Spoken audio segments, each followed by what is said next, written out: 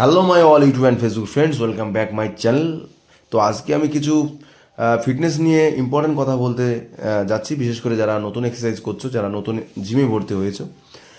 আমি অ্যাডভান্স লেভেলে যারা রয়েছো, অলরেডি যারা 3-4 বছর থেকে এক্সারসাইজ করছো জিমে, তাদেরকে আমি উদ্দেশ্য করে বলছি না। তার কারণ আমি যে কথাগুলো বলতে যাচ্ছি সেগুলো তারা খুব ভালো করে জানে।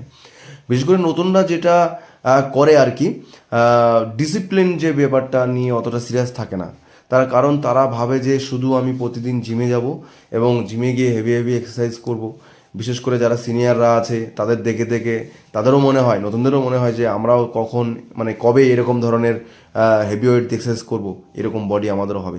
অ্যাকচুয়ালি তাদের আমি বলতে চাই নতুনদের যে এই ধরনের বডি বা এক্সারসাইজ করতে গেলে তোমাদেরকে যথেষ্ট জিমে সময় কাটাতে হবে। বিশেষ করে 6 মাস বা 1 বছর অন্তত কভার করতেই হবে।